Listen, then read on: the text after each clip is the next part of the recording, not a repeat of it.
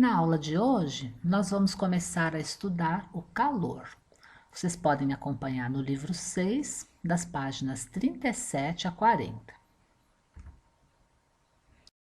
É uma aula de física para o segundo ano do ensino médio e a gente vai falar aqui de teoria e também fazer alguns exercícios. Nós já vimos, há algumas aulas, a definição de temperatura. Então, temperatura é uma grandeza física que indica o grau de agitação das moléculas de um corpo. Esse grau de agitação a gente quantifica calculando a energia cinética média dessas partículas, porque cada uma tem um movimento um pouquinho diferente da outra, então cada uma tem um valor específico de energia cinética, mas é esse movimento delas todas juntas que vai fazer a gente ter uma percepção de temperatura, para cada objeto. Então, calculando a energia cinética média é uma boa maneira da gente quantificar o que a gente percebe como sendo a temperatura de um corpo. Então, começando aqui, a nossa aula de hoje, a definição que a gente tem atualmente para calor é a seguinte: é uma quantidade de energia térmica transferida espontaneamente do corpo de maior temperatura para o de menor temperatura. Então, o corpo que tem maior energia cinética média é que vai transferir energia para o que tem menor energia cinética média. E como o calor é uma quantidade de energia transferida entre os objetos, os corpos, a gente utiliza como unidade de medida no sistema internacional o joule. Uma outra unidade que existe também para calor é a caloria, e ela equivale a aproximadamente 4 joules. Essa unidade caloria vem de uma época em que se acreditava que o calor era um tipo de fluido que saía de um corpo, e era transferido para outro. E esse fluido, nessa época, tinha o nome de calórico. Então, acreditava-se que tinha sempre lá uma certa quantidade de calórico que era transferida, e a unidade de medida do calórico era a caloria. Depois, a partir de alguns experimentos que foram feitos lá em meados do século XIX, ficou comprovado que o calor é, na verdade, uma troca de energia, Então, portanto, o correto seria a gente utilizar no sistema internacional uma unidade de energia mesmo, Que é o que a gente utiliza atualmente, que é o joule. E esse nome joule é uma homenagem ao cientista que justamente comprovou que o calor é um tipo de energia, uma energia térmica ali transferida entre os corpos. Então a gente vai assistir agora um pequeno vídeo que mostra para a gente como foi o experimento que ele fez para comprovar essa ideia. Basicamente, o que ele fez foi relacionar a energia de agitação da água, provocada por um mecanismo ali de pás que giravam dentro da água, como que essa energia mecânica aí de agitação estava relacionada com o aquecimento da água. E que, portanto, ele percebeu que esse aquecimento nada mais era que um ganho de energia. Então, vamos assistir aqui ao filme.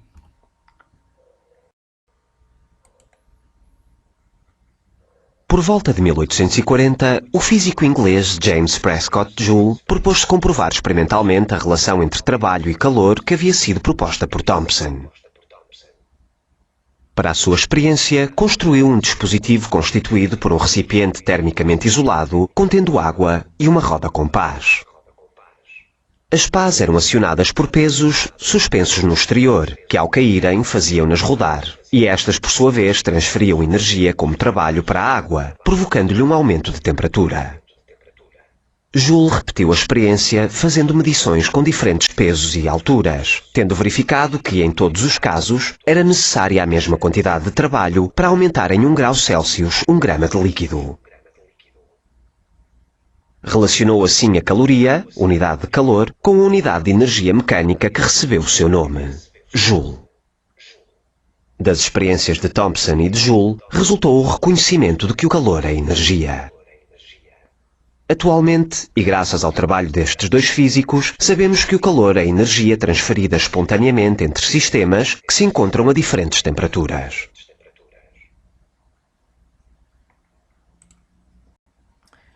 Muito bem, né? E como nós já definimos, já desde lá da época do primeiro ano, que potência é uma quantidade de energia transferida num certo intervalo de tempo, como nós agora sabemos que calor é energia, nós podemos calcular o que se chama de potência térmica. Potência térmica, então, é uma certa quantidade de calor transferida num intervalo de tempo. Como nós já sabemos, né, que a unidade de calor no sistema internacional é o joule e a unidade de tempo é o segundo, a potência é dada em joules por segundo e isso também pode ser chamado de watts. Outras unidades que são comuns da gente encontrar é a caloria por segundo ou por minuto, ou quilocalorias por minuto ou por segundo, né? Mas lembrando que se for necessário utilizar o sistema internacional, vamos precisar utilizar joules por segundo. Então, nós vamos agora começar os exercícios sobre esse assunto que estão ali na página 38 do livro 6. Os primeiros exercícios vão todos ser relacionados a um texto que ele coloca aqui. Então, a gente vai analisar aqui esse texto para, em seguida, fazer os exercícios. Então, ele diz o seguinte, que nessas figuras que estão apresentadas aí, há dois recipientes contendo amostras de um mesmo gás. As bolinhas representam partículas e imediatamente abaixo de cada uma delas há um número que indica sua energia cinética em unidade de medida qualquer de energia. Então, a gente olha ali, né, as partículas da amostra A, cada uma com um valor diferente ali de energia cinética, e as partículas da amostra B, que no caso são apenas duas partículas, ambas têm a mesma quantidade de energia cinética. Aí ele fala assim: a seguir, há algumas definições que serão utilizadas para responder às questões propostas. Então, ele define duas coisas: energia interna, representada pela letra U, que seria a soma das energias cinéticas de todas as partículas da amostra. Então, fazendo a somatória de todas as energias de cada partícula, nós temos a energia interna. E a energia cinética média, que seria a razão entre a energia interna e o número de partículas que compõem o gás. Então, seria a gente dividir a energia total, né, pelo número de partículas que o gás contém. Então, agora, o primeiro exercício pede para a gente calcular a energia interna inicial da amostra A e da amostra B. Então, a gente vai somar as energias de todas as partículas de cada amostra. No caso da amostra A, essa soma vai dar 20 unidades e a amostra B, 16 unidades.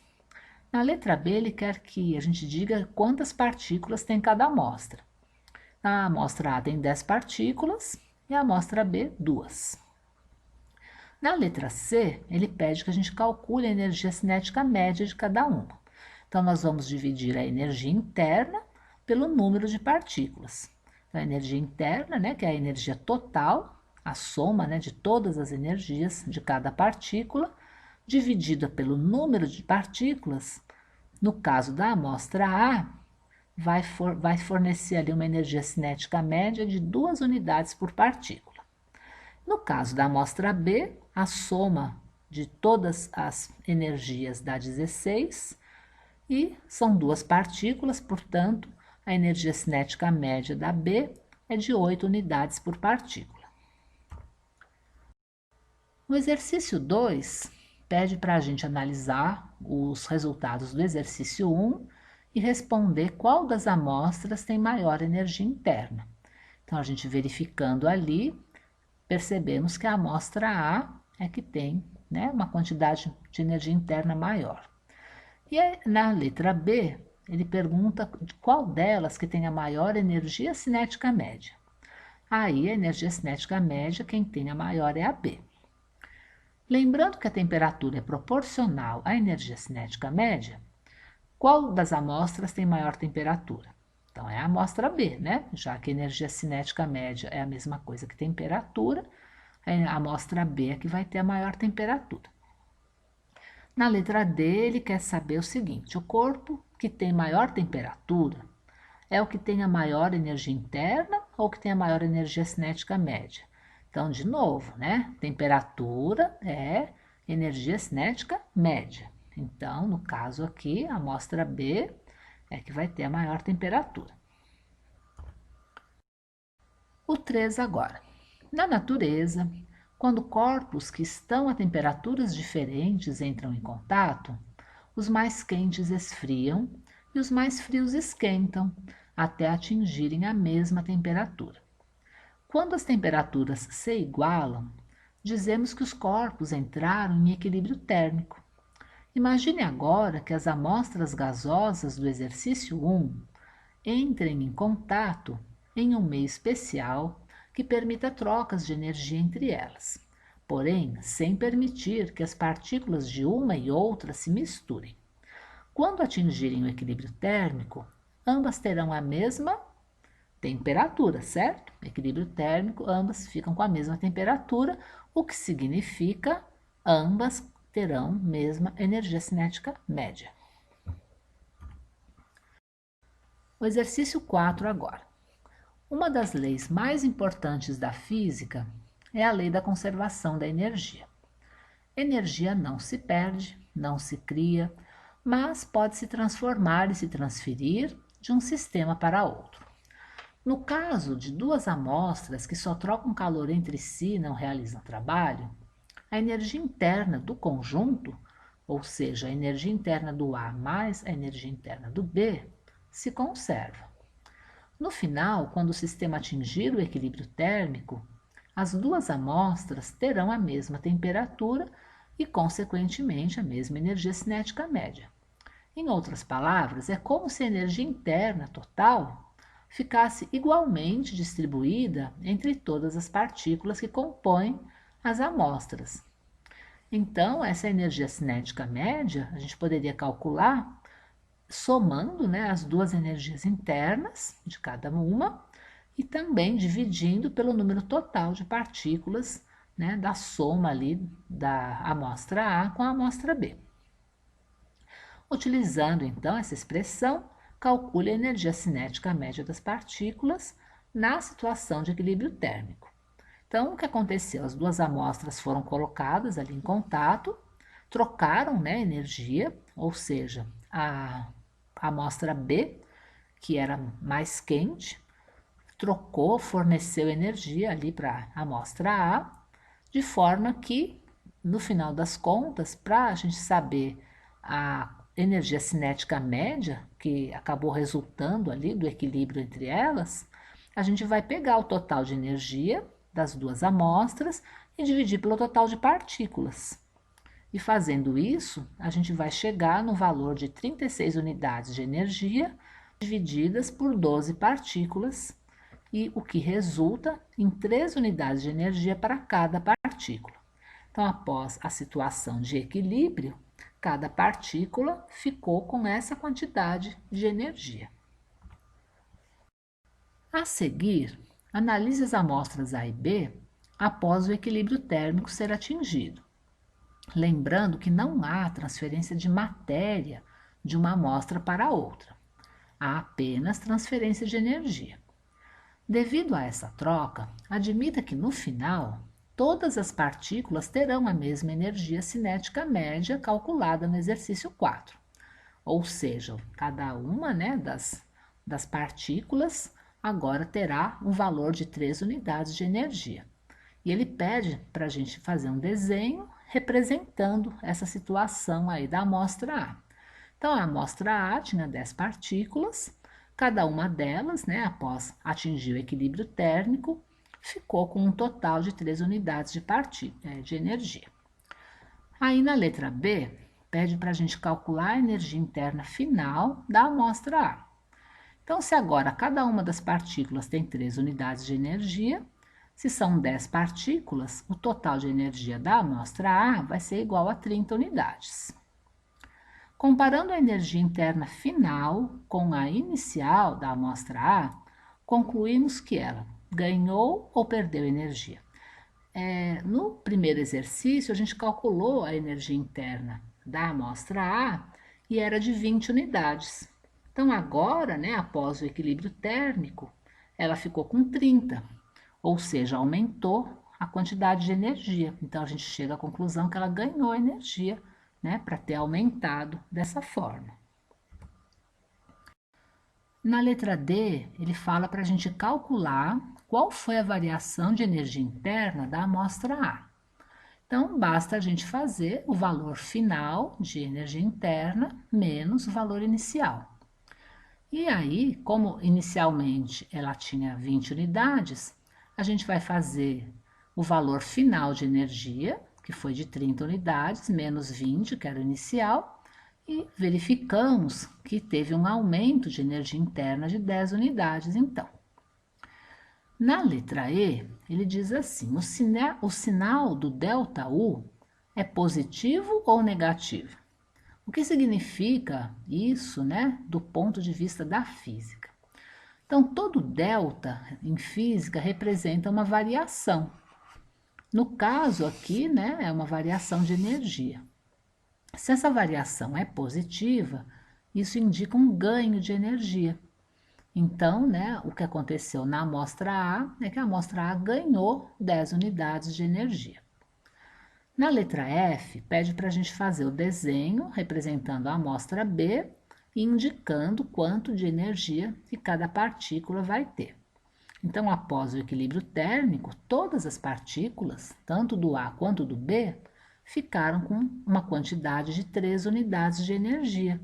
Então, na amostra B, que tem 2 partículas, cada uma delas vai ter 3 unidades de energia. No desenho que é mostrado aqui, o livro acho que se enganou ali, eles colocaram A, mas esse retângulo, na verdade, corresponde à amostra B.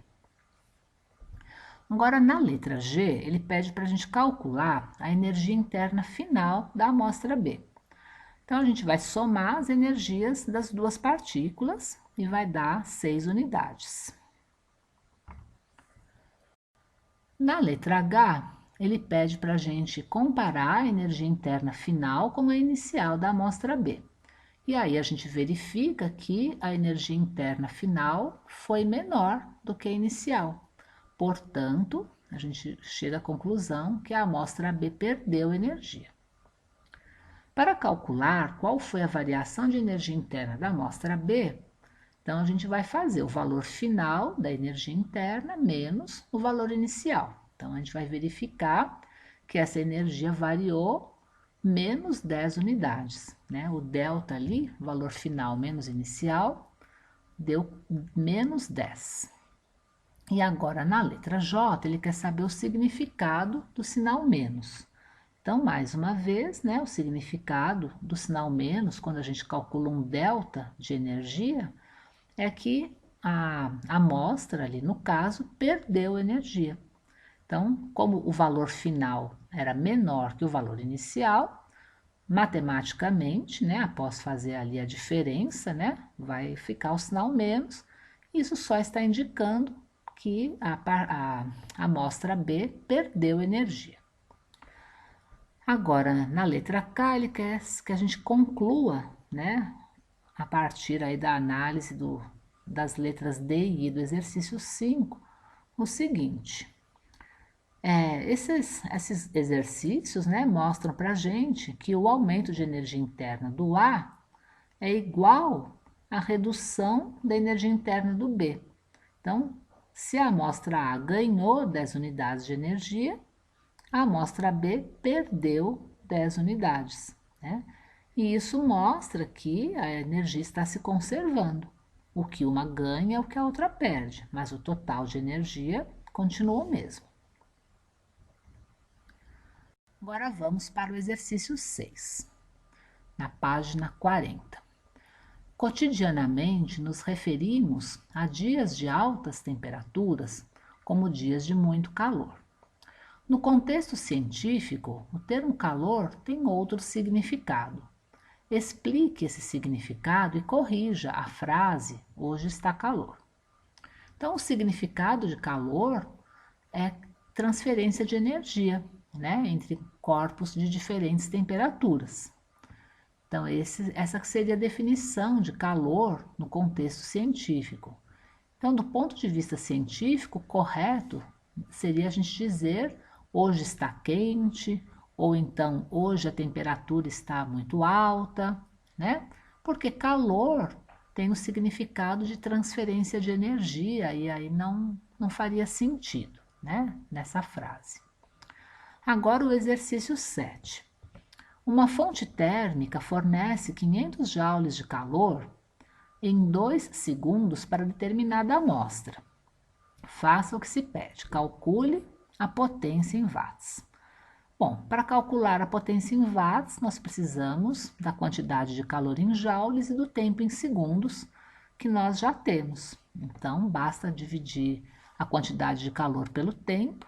Vamos ter ali 500 joules em 2 segundos, o que resulta numa potência de 250 watts. E ele quer saber na letra B o que isso significa. Isso significa que essa fonte térmica está fornecendo 250 joules de energia a cada segundo. E terminando ali agora com o exercício 8, ele fala o seguinte: uma máquina térmica tem potência de 6,27 kW. Sabendo que ela funciona por 150 minutos, qual é a energia fornecida pela máquina térmica em caloria? E ele diz que 1 quilocaloria corresponde a 4,18 kJ. Bom, para calcular o que ele pede, né, que é a quantidade de calor, se a gente já sabe a potência e já sabe o tempo, basta então substituir esses valores na nossa fórmula, né, que é a definição de potência, e isolar a quantidade de calor para descobrir de quanto é. Ele informou para a gente a potência em quilowatts. Se a gente utilizar essa unidade, quilowatts, a gente precisa prestar atenção que o cálculo da nossa quantidade de calor vai ser em quilojoules, né? Se a gente estiver usando quilowatts, a nossa energia vai ser em quilojoules. O tempo ele forneceu em minutos. Minuto não é unidade do sistema internacional. Como nós estamos usando os watts ali, que é o sistema internacional, os minutos a gente vai precisar passar para segundos para ficar coerente com a unidade que a gente está utilizando, que é o watt. Passar os minutos para segundos é muito simples, é só multiplicar por 60, né? Cada minuto tem 60 segundos. Então, a gente vai substituir o valor de potência, 6,27, que vai ser igual a uma certa quantidade de calor, que nós vamos descobrir, e vamos dividir pelo tempo, que foi lá 150 minutos, passando ali para segundos. Passando para segundos dá 9.000 segundos. Esses 9.000 nós vamos passar multiplicando ali para o lado esquerdo para isolar o valor da quantidade de calor.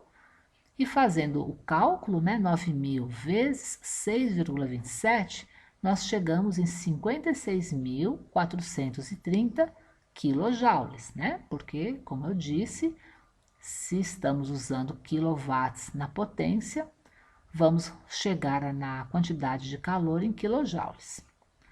E ele pediu que a gente utilizasse a unidade calorias. Então, como ele falou que 1 quilocaloria corresponde a 4,18 quilojoules, a gente faz uma regra de 3. Como já sabemos que a quantidade é de 56.430 quilojoules, vamos descobrir que isso equivale a 13.500 quilocalorias.